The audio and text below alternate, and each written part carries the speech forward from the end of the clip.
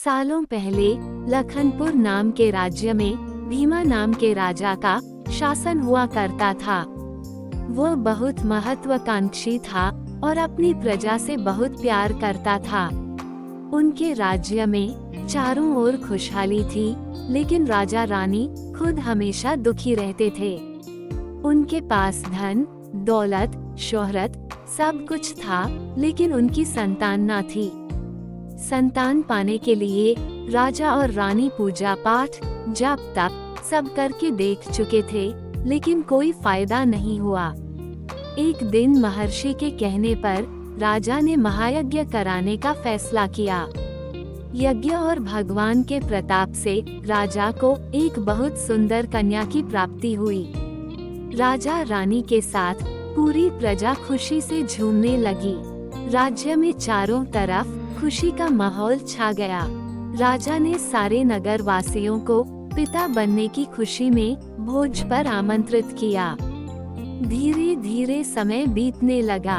राजकुमारी बड़ी होने लगी। वह काफी सुंदर और गुणवान थी। राजा रानी उसे देखकर बहुत खुश रहने लगे, लेकिन एक दिन उनकी खुशी को मानो जैसे नजर लग गई।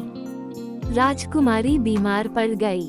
बड़े बड़े वैद्य, नीम हकीम सब इलाज में जुटे, लेकिन कोई फायदा नहीं हुआ। दिन प्रतिदिन राजकुमारी की हालत बिगड़ती जा रही थी। राजकुमारी के ऊपर कोई दवा असर नहीं कर रही थी। राजा को लगने लगा कि एक बार वे फिर निसंतान हो जाएंगे। एक दिन दूर देश से एक वैद्य राजा के महल पहुंचा। देखने में वह अजीब सा था और उसने ठीक तरह से कपड़े भी नहीं पहने हुए थे, जिस वजह से सैनिकों ने उसे राजमहल में प्रवेश करने से रोक दिया। वैद्य ने राजा से एक बार मिलने की गुजारिश करते हुए कहा कि मैं राजकुमारी को ठीक कर सकता हूँ, लेकिन किसी ने उसकी बात पर यकीन नहीं किया। सैनिक उस वैद्य को राजा के पास लेकर गए। वैद्य ने सबसे पहले राजा को अपना परिचय दिया और कहा कि मैं आपकी बेटी को ठीक कर सकता हूँ। राजा उसकी बात सुनकर प्रसन्न हुआ, लेकिन उसका रहन सहन देखकर राजा ने भी उस पर यकीन नहीं किया। उधर राजकुमारी की तबीयत दिन प्रतिदिन खराब होती जा रही थी, इसलिए राजा किसी वैद्य पर यकीन नहीं कर पा रहे थे। लेकिन उस वैद्य का आत्मविश्वास देखकर राजा ने उसे एक मौका देने का फैसला किया। राजा ने वैद्य को बोला कि अगर राजकुमारी ठीक नहीं हुई तो अंजाम भुगतने के लिए तैयार रहना। इस पर वैद्य ने बोला, ठीक है, लेकिन अगर राजकुमारी ठीक हो गई तो मुझे क्या मिलेगा? राजा ने कहा, जो मांगोगे मिलेगा। वैद्य राजी हो गया। राजा खुद उस वैद्य को लेकर राजकुमारी के पास गया। राजकुमारी बिस्तर पर बेजान सी लेटी हुई थी। ऐसा लग रहा था जैसे किसी ने उसका सारा नूर निकाल लिया हो। चेहरा दर्द में डूबा पीला पड़ गया था।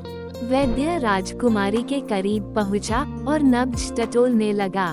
फिर उसने थैले से जड़ी बूटियों से तैयार दवा की पुड़िया निकाली और राजकुमारी के मुंह में डाल दी। वैद्य ने राजा और रानी से बोला कि आपकी बेटी जल्दी ठीक हो जाएगी। वैद्य की बात सुनकर राजा रानी के मन में बेटी के ठीक होने की उम्मीद जाग उठी। ऐसे ही इलाज करते हुए 2 महीने बीत गए। धीरे धीरे राजकुमारी की हालत में सुधार होने लगा। उसके चेहरे की चमक लौटने लगी। राजा रानी के चेहरे की खुशी भी झलकने लगी।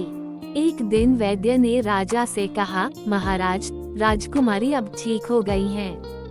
ये 1 महीने की पुड़िया बनाकर दे रहा हूँ। इसे समय पर राजकुमारी को देते रहना। इसके बाद राजकुमारी पूरी तरह स्वस्थ हो जाएंगी।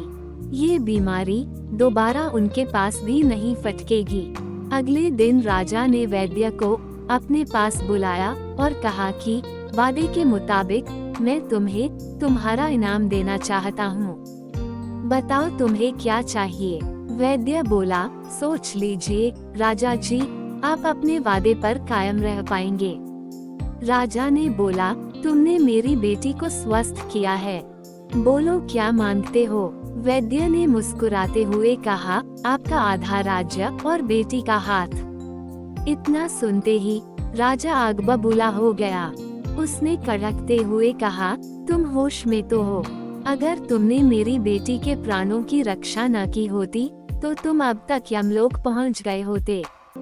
उसने सैनिकों को आदेश दिया कि इसे राज्य से बाहर निकाल दिया जाए। वैद्य कुटिलता से मुस्कुराते हुए वहां से चला गया। इस घटना को कुछ दिन ही बीते थे कि एक दिन फिर राजकुमारी की हालत बिगड़ गई। उसका शरीर नीला पड़ गया। आनन फानन में राजवैद्य को बुलाया गया। राजवैद्य ने बताया कि राजकुमारी को जहर दिया गया है, इसका तोड़ किसी के पास नहीं है। कुछ देर बाद राजकुमारी ने दम तोड़ दिया। पूरे राज्य में मातम छा गया। राजा रानी शोक में डूब गए। छानबीन में पता चला कि वैद्य ने राजकुमारी को 1 महीने खाने के लिए जो पुड़िया दी थी उनमें से ही एक पुड़िया में जहर था।